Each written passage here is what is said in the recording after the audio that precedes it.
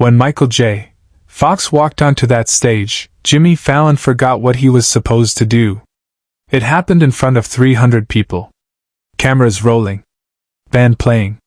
But in that exact moment, nothing else existed except two men standing on a stage and 30 years of unspoken history hanging in the air between them. Jimmy's hand went to his chest. His mouth opened but no words came out. For the first time in his career, America's most energetic talk show host was completely, utterly speechless. What happened next would become one of the most powerful moments in late-night television history. But to understand why this moment shattered Jimmy Fallon, you need to know the story that led to it. The Tonight Show studio was electric. October, Thursday night. Jimmy Fallon was in his element. Monologue killed. Audience hot. Everything perfectly planned. But the producers had a secret. Something they'd kept from Jimmy. A surprise that would test his composure. Down the hall, Michael J.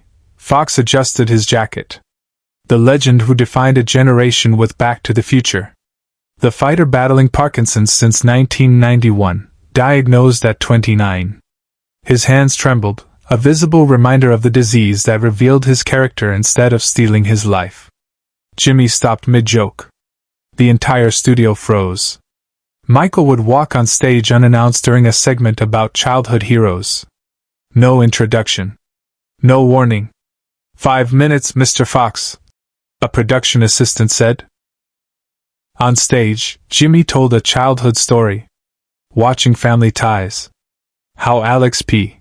Keaton became his comedic role model. You know, everyone has that one person they grew up watching, Jimmy said to the camera, his voice warm with nostalgia. That one person who made you think, that's what I want to be when I grow up. The audience laughed and applauded. They had no idea what was coming. Neither did Jimmy.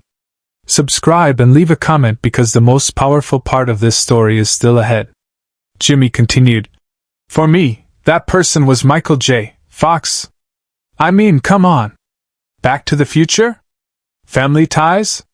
The guy could do everything. Comedy. Drama. Time travel. The audience laughed again. Jimmy smiled, ready to transition to his next segment. He glanced down at his cards. And that's when he heard it. Behind the scenes, Fallon made a decision that defied every producer's expectation. Footsteps from stage left. The audience murmured. Someone gasped. The murmur became recognition. Jimmy looked up. There, walking toward him with that unmistakable smile, was Michael J. Fox. Time seemed to slow down. The band stopped playing. The audience erupted, but their sound felt distant, like it was happening in another dimension. All Jimmy could see was Michael, walking toward him, closing the distance between childhood hero and grown man, between television icon and grateful student. Jimmy's hand went to his chest. His note cards dropped from his other hand, scattering across the stage. His mouth opened but nothing came out.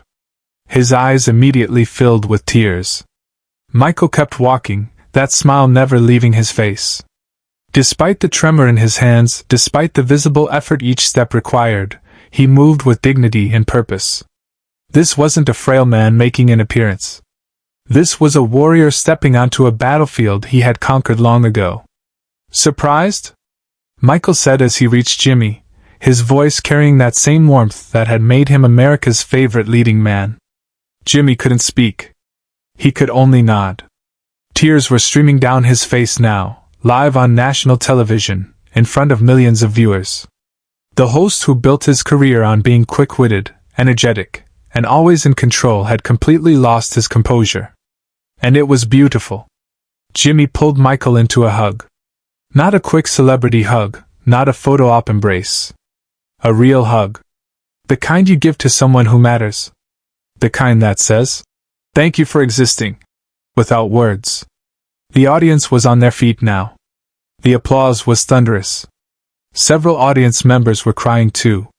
The Roots had put down their instruments, watching with the same awe as everyone else. When they finally separated, Jimmy wiped his eyes with his sleeve. I had no idea, he managed to say. They didn't tell me. I was just talking about you. I know, Michael said, his smile widening. That's why I'm here. Jimmy gestured helplessly at his scattered note cards, at his tear-stained face, at the chaos of his emotions. I can't.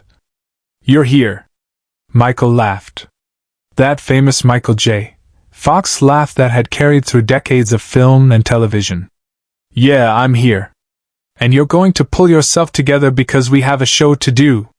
But Jimmy couldn't pull himself together. Not yet. He turned to the audience, his hands still on his chest. I'm sorry. I'm completely.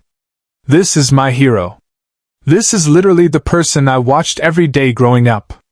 But this is the moment no one in the studio, and no one watching at home ever saw coming. Michael reached into his jacket pocket and pulled out something small. A folded piece of paper, worn at the edges. He handed it to Jimmy. What's this? Jimmy asked, taking it carefully. Open it. Jimmy unfolded the paper with shaking hands. His eyes scanned the contents, and his face crumpled again. It was a letter. Handwritten.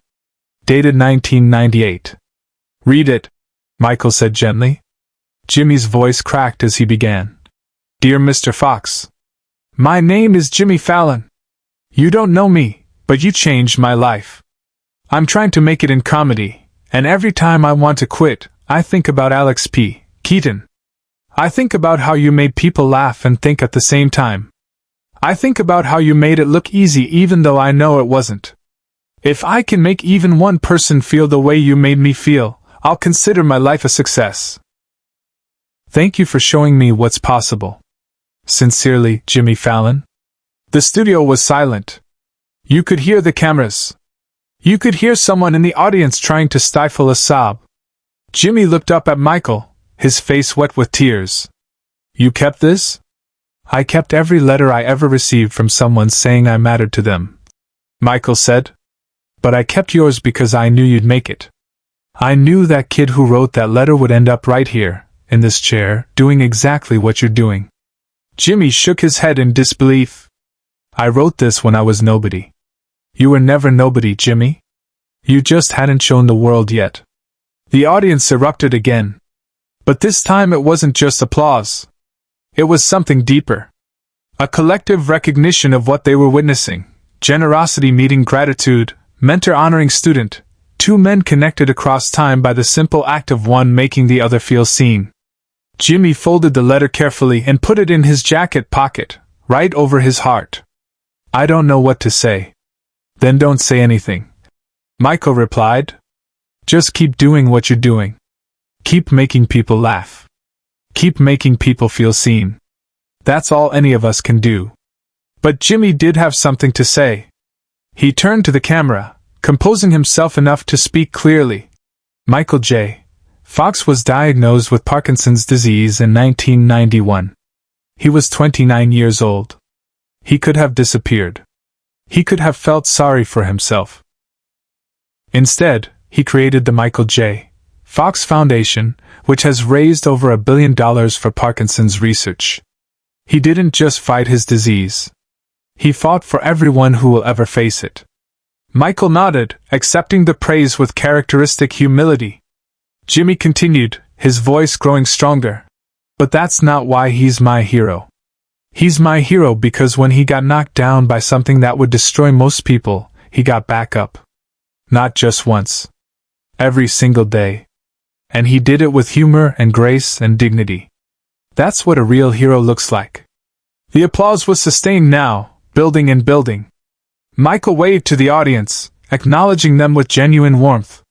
His hands trembled as he waved, but nobody saw weakness. They saw strength.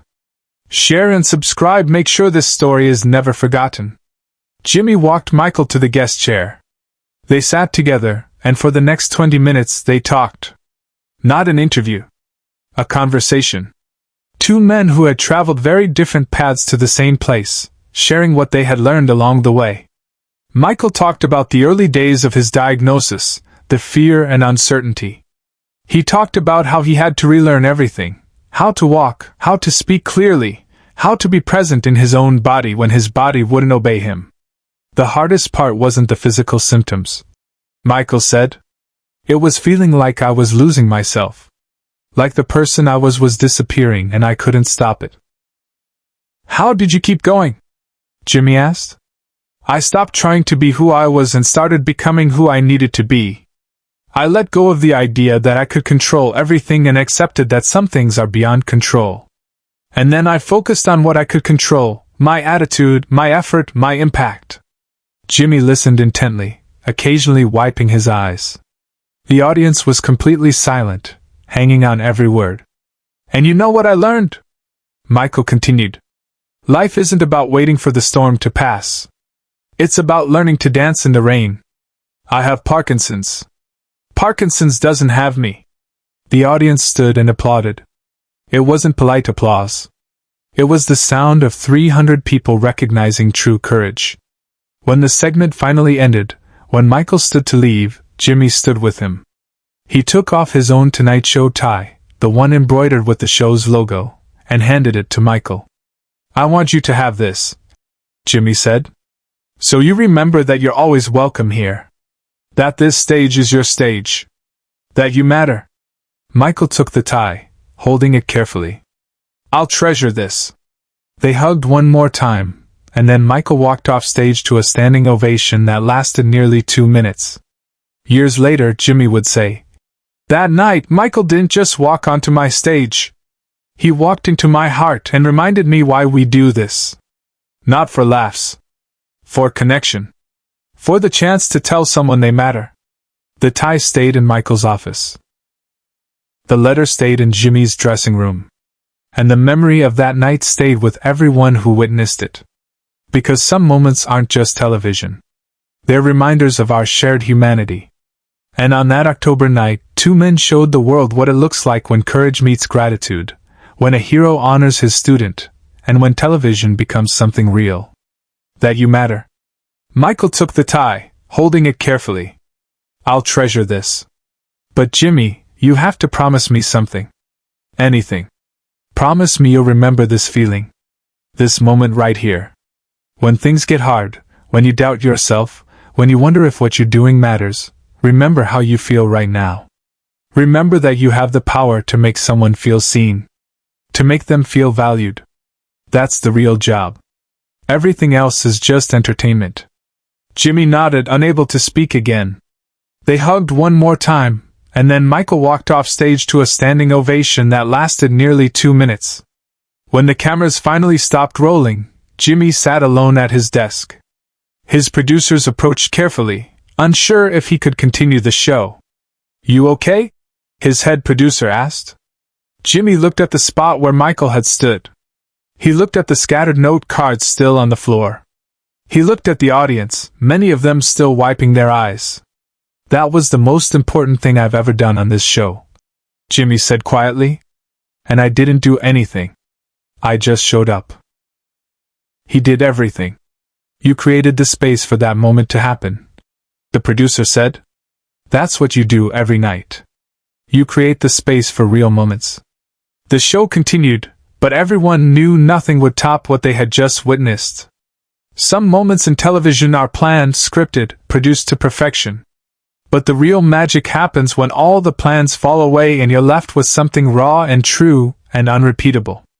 In the weeks that followed, the video of Michael's surprise appearance went viral. It was viewed tens of millions of times. News outlets covered it. Other celebrities shared it. But the numbers didn't capture what really happened that night. What really happened was simpler and more profound. One man showed another man that his life had meaning. That his work had impact.